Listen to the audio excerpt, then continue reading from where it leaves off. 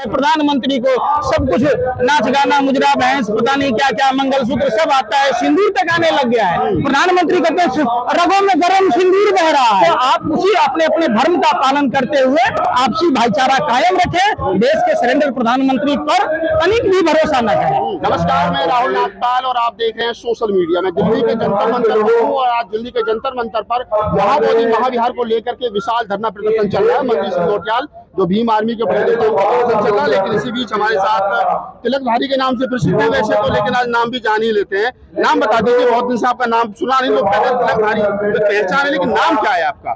नहीं, हमारे सारे लोग जानते हैं, देश के लोग लगभग जानते हैं कि मेरा नाम पंकज श्रीवास्तव है। ये प्यार मोहब्बत की बात है कि तिलकधारी कहते हैं। पंकज श्रीवास्तव जी हैं और महाबोधि महाविहार हो इस आंदोलन का वो हिस्सा बने।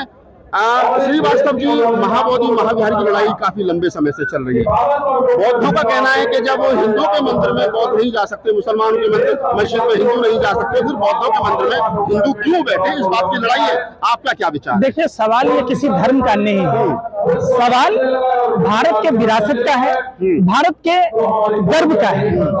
बुद्ध किसी एक व्यक्ति विशेष के नहीं है, बुद्ध पूरे भारत के हैं। भारत जब विश्वगुरु था तो बुद्ध के कारण, बुद्ध के जो शांति का संदेश दिया, जो पंचशील के सिद्धांत दिए, पूरा भारत ही नहीं पूरा विश्व मानता है। और मैं गर्व के साथ कहता हूँ कि मैं उस धरती पर जन्म लिया जहां बुद्ध को ज्ञान प्राप्त हुआ। तो निश्चित तौर पर जो हमारी विरासत है, जो हमारी इज्जत है, जो पुरखों की विरासतें हैं, उसको बचाना हर जाति धर्म से ऊपर उठकर, भाषा प्रांत से ऊपर उठकर महाबोधि बिहार के संग्राम में बढ़ चढ़ कर हिस्सा लेना चाहिए। क्या कारण है कि बीटी एक्ट 1949 जो सरकार उसको खत्म नहीं करना चाहती है, लंबे समय से आंदोलन चला, सरकार की मंशा ठीक नहीं है, क्या कारण है? देखिए, ये सरकार एक ऐसी निकम्मी सरकार है जो जानबूझकर देश में धार्मिक उन्माद को बढ़ावा देती है। ये सरकार खुद ही कर रही है। हम पहले इंसान हैं और सभी धर्मों ने इंसान को ही सर्वोपरि माना है। आज सभी धर्मगुरुओं को, सभी धर्म के धर्मगुरुओं को धर्म कहता क्या है, धर्म में अधिकार और कर्तव्य क्या है, उस पर कोई चर्चा नहीं करता। लोग बात तो करते हैं धर्म की, लेकिन काम अधर्मी क्या करते हैं। कोई भी धर्म आपस में लड़ना नहीं सिखाता है। तो निश्चित तौर पर हम बिहार से आते हैं, बिहार के लिए गर्व की बात है कि भगवान बुद्ध बिहार से हैं, ज्ञान प्राप्त हुआ। गर्व के साथ कहता हूं, अपने पुरखों की विरासत को बचाना हर एक लोगों का कर्तव्य होना चाहिए, चाहे इसके लिए अपनी जान देनी पड़े। नहीं, आप कहें जान देनी पड़े। जब प्रधानमंत्री जी विदेश में जाते तो कहते हैं कि हम बुद्धा की धरती से आए, नीता अंबानी जाती है तो कमिंग फॉर बुद्धा लैंड, लेकिन यहाँ बुद्ध के खिलाफ युद्ध छेड़ रखा है। बौद्ध कथा करने की परमिशन नहीं मिल रही है, अम्बेडकर जयंती निकालने की परमिशन नहीं मिल रही है। महाबोधि महाविहार पे कब्जा कर करके एक समाज के लोग बैठे हैं, बौद्धों को उनकी विरासत दे नहीं रहे।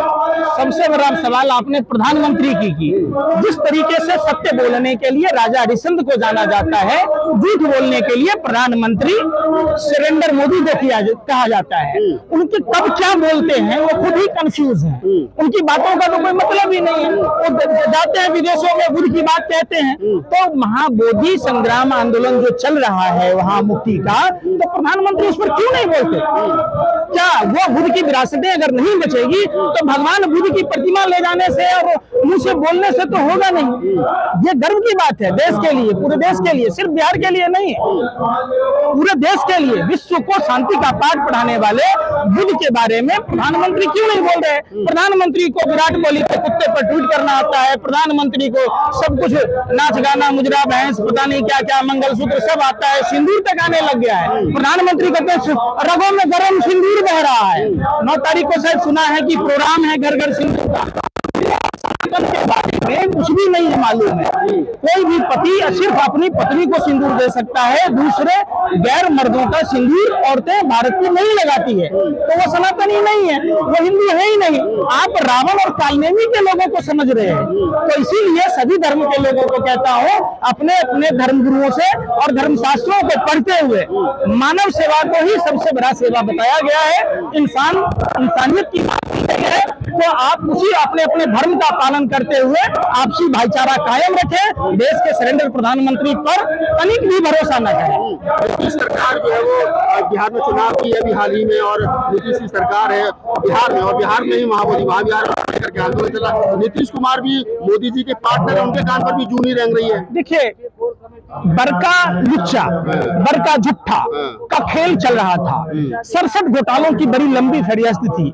सीबीआई, इनकम टैक्स, ईडी का दबाव नीतीश कुमार जी के मानसिक संतुलन को खराब कर दिया है। वो कब क्या बोलते हैं, आईएएस के ऊपर गमला रख देते हैं, कभी कुछ भी बोल जाते हैं, कभी महिलाओं के बारे में बोल जाते हैं। सत्य बोलो, परंतु अप्रिय सत्य मत बोलो, जिससे सामाजिक सौहार्द बिगड़ता हो। निश्चित तौर पर देश के प्रधानमंत्री, देश के गृह मंत्री और बिहार के मुख्यमंत्री राज्यपाल को बैठकर बुद्ध बिहार के मुक्ति के लिए एक ऑर्डिनेंस बिहार में भी लाना चाहिए और केंद्र सरकार को भी लाना चाहिए। ऑर्डिनेंस तो लाती है सरकार, तो क्यों नहीं ला रही है?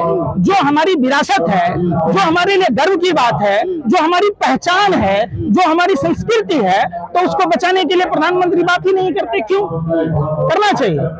करना चाहिए। आप श्रीवास्तव जी और बिहार से आए, इसलिए उनसे बातचीत भी करना चाहा कि बातचीत से पता चले कि बिहार का जो मूल नागरिक है वो क्या सोचता है महाबोधि महाविहार के बारे में। और जिस प्रकार से उन्होंने कहा कि महाबोधि महाविहार मुक्त होना चाहिए, प्रधानमंत्री जी को इसमें इंटरफेयर करना चाहिए, नीतीश सरकार को कानून बना करके बौद्धों को ये सौंप देना चाहिए। इस पूरी बातचीत के बारे में आपकी क्या प्रतिक्रिया हमें कमेंट सेक्शन में बताइए। धन्यवाद।